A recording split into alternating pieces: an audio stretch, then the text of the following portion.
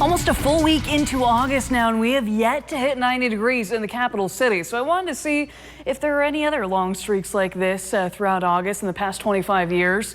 And did any other years kind of compare? Well, going back through time, it's interesting. Back in 2017, I didn't remember this. We didn't hit 90 at all back in that year. And then as you look toward other comparable years, it was only 5 years ago that it took over a week to get to 90 degrees. Back in 2020, most of these odd years took a little bit longer to get to 90 degrees. And in 2013, took closer to almost 3 weeks. So it has happened. It isn't as rare as you think, but something interesting is we haven't hit 90 degrees. And I don't know that we will today with some of these early morning storms that are off to the north right now, producing some cloud cover that way.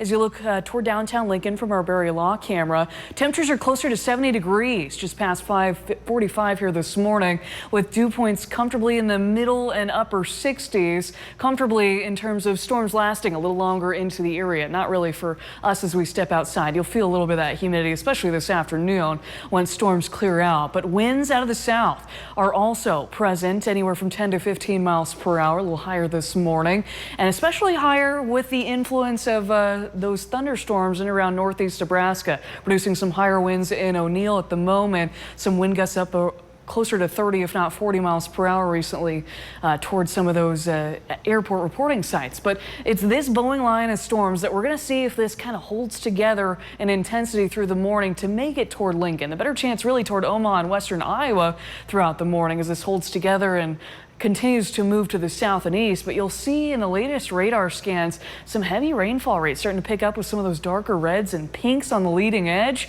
Have seen reports throughout this morning of pockets of 40 to 50 mile per hour wind gusts too with some of these heavy downpours. So that may be something we're in for with the timing of this coming in around the morning commute toward the mid-morning hours. You can see Stormcast doesn't do a great job of mapping in that back edge that we're going to closely watch for dropping south to see if we see some of those storms here in Lincoln by the morning. Before that clears after about 10, 11 o'clock, and there will still be some storms, I think, left over in western Iowa. These storm complexes overnight are known to leave some boundaries behind, and in eastern Nebraska, that may be enough to fire up some more storms this afternoon. Small chance of that happening, and those may hang on to give us a chance at some rain really early on Thursday as well in far eastern Nebraska before heating up throughout the day.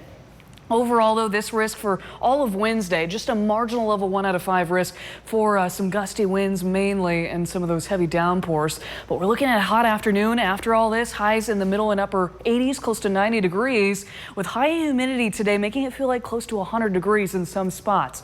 98 here in Lincoln. I think we'll feel like the lower 100s Thursday and Friday before some more rain hits us towards Sunday. Thank you very much, Jessica. This morning, your calls put the